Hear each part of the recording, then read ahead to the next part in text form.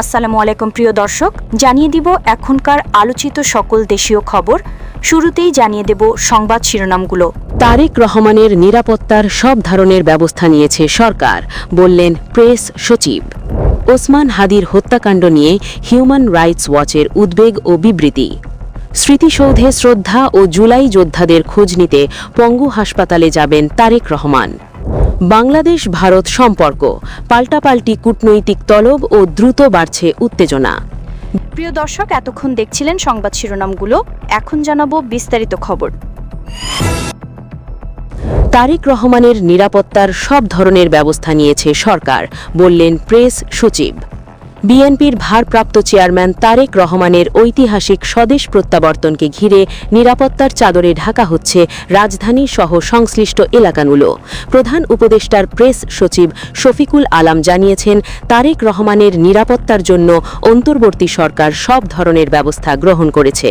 Press সচিব স্পষ্ট করে বলেন, তারেক রহমানের নিরাপত্তা ইস্যুতে বিএনপি বা তার দল থেকে যে ধরনের বিশেষ ব্যবস্থার চাহিদা দেওয়া হবে, সরকার ঠিক সেভাবেই তা নিশ্চিত করতে বদ্ধপরিকর। দীর্ঘ 17 বছর পর দেশের মাটিতে পা রাখতে যাচ্ছেন বিএনপির এই শীর্ষ নেতা। রাজধানীর 300 ফিট এলাকায় তাকে স্মরণকালের সর্ববৃহৎ গণসংবর্ধনা দেওয়ার প্রস্তুতি নিচ্ছে বিএনপি। এই প্রত্যাবর্তনকে স্মরণীয় করে রাখতে দলটির অঙ্গ সংগঠনগুলো দিন-রাত কাজ করে যাচ্ছে।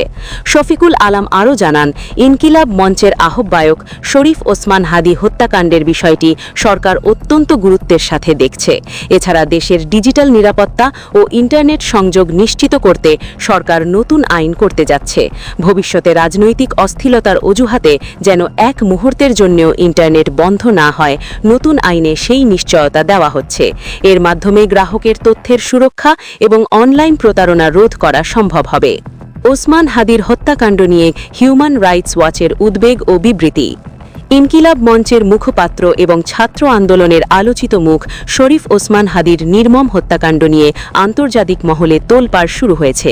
নিউ ইয়র্ক ভিত্তিক মানবাধিকার সংস্থা হিউম্যান রাইটস ওয়াচ HRW এর আনুষ্ঠানিক বিবৃতিতে এই হত্যাকাণ্ডকে ভয়াবহ ঘটনা হিসেবে অভিহিত করেছে। বিবৃতিতে সংস্থাটি বাংলাদেশে চলমান মব জাস্টিস বা ভিড়ের হামলা বন্ধে অন্তর্বর্তী সরকারকে জরুরি পদক্ষেপ নেওয়ার আহ্বান জানিয়েছে। HRW এর এশিয়া অঞ্চলের উপপরিচালক মীনাক্ষী গাঙ্গুলি বলেন, 5ই অগস্টের পট পরিবর্তনের পর থেকে দেশে যে ধরনের সহিংসতা ঘটছে তা গণতন্ত্রের পথে বড় বাধা। বিশেষ করে প্রথম আলো ও ডেইলি স্টারের কার্যালয়ে হামলা এবং সাংবাদিকদের ওপর চড়াও হওয়া মত প্রকাশের স্বাধীনতার ওপর চরম আঘাত। বিবৃতিতে আরও বলা হয়েছে, সামাজিক যোগাযোগ মাধ্যমে উস্কানি দিয়ে সাংবাদিক, শিল্পী এবং রাজনৈতিক কর্মীদের ঝুঁকির মুখে ঠেলে দেওয়া হচ্ছে। 2026 সালের 12ই ফেব্রুয়ারি জাতীয় নির্বাচনের যে ঘোষণা দেওয়া হয়েছে তা সফল করতে হলে দেশে আইনের শাসন ও নাগরিক নিরাপত্তা নিশ্চিত করা জরুরি। ওসমান হাদির মৃত্যু যেন বাংলাদেশে রাজনৈতিক সহিংসতার শেষ উদাহরণ হয়, আন্তর্জাতিক মানবাধিকার সংস্থাগুলো এখন সেই দাবি জানাচ্ছে।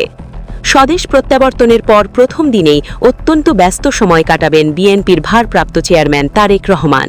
তার নির্ধারিত কর্মসূচির মধ্যে রয়েছে জাতীয় বীরদের প্রতি শ্রদ্ধা নিবেদন এবং জুলাই বিপ্লবের আহত যোদ্ধাদের সাথে সাক্ষাৎ। দলীয় সূত্র নিশ্চিত করেছে যে দেশে ফেরার পর শুক্রবার জুম্মার নামাজ আদায় করে তিনি সরাসরি শেরেবাংলা নগরে শহীদ প্রেসিডেন্ট জিয়াউর রহমানের মাজারে পুষ্পস্তবক অর্পণ করবেন। এরপর তিনি সাভারের জাতীয় স্মৃতিসৌধে গিয়ে মহান মুক্তিযুদ্ধের শহীদদের প্রতি গভীর শ্রদ্ধা জানাবেন। সেখান থেকে ফিরে তিনি ভোটার তালিকায় নিজের নাম অন্তর্ভুক্ত করার জন্য নিবন্ধন কার্যক্রম সম্পন্ন করবেন। একই দিনে তারেক রহমানের পঙ্গু হাসপাতাল বা জাতীয় অর্থোপেডিক হাসপাতাল ও পুনর্বাসন প্রতিষ্ঠানে যাওয়ার কথা রয়েছে।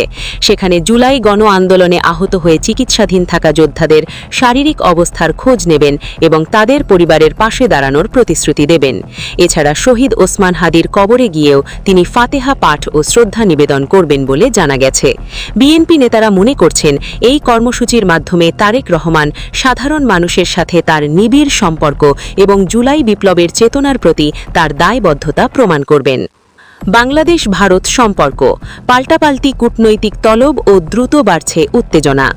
বাংলাদেশ ও ভারতের দীর্ঘদিনের দ্বিপাক্ষিক সম্পর্কে বর্তমানে এক নজির বিদৃশ্য অস্থিরতা বিরাজ করছে। 2024 সালের গণ অভ্যুত্থানের পর থেকে দুই দেশের কূটনৈতিক শীতলতা এখন প্রকাশ্য উত্তেজনায় রূপ নিয়েছে। সম্প্রতি বিভিন্ন ইস্যুতে দুই দেশ একে অন্যের হাই কমিশনারকে তলব করেছে। ঢাকায় নিযুক্ত ভারতীয় হাই কমিশনার প্রণয় ভার্মাকে পররাষ্ট্র মন্ত্রণালয়ে তলব করে বাংলাদেশের পক্ষ থেকে কড়া প্রতিবাদ জানানো হয়েছে। অন্যদিকে দিল্লিতে নিযুক্ত বাংলাদেশের হাই কমিশনার মোহাম্মদ রিয়াজ হামিদুল্লাহকেও ভারতের পররাষ্ট্র মন্ত্রণালয় তলব করে কৈফিয়ত চেয়েছে। গত 10 দিনে মোট 4 দফায় এই পাল্টাপাল্টি তলবের ঘটনা ঘটেছে। পরিস্থিতির অবনতি হওয়ায় ভারত বাংলাদেশে তাদের সকল ভিসা সেন্টারের কার্যক্রম অনির্দিষ্টকালের জন্য বন্ধ করে দিয়েছে।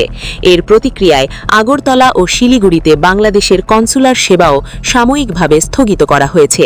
সাবেক রাষ্ট্রপতি মাহবুবুর রহমান জানিয়েছেন, এই টানাপড়ন শুধু দুই দেশের সরকারের মধ্যেই সীমাবদ্ধ নয়, বরং রাজপথেও এর প্রভাব পড়ছে।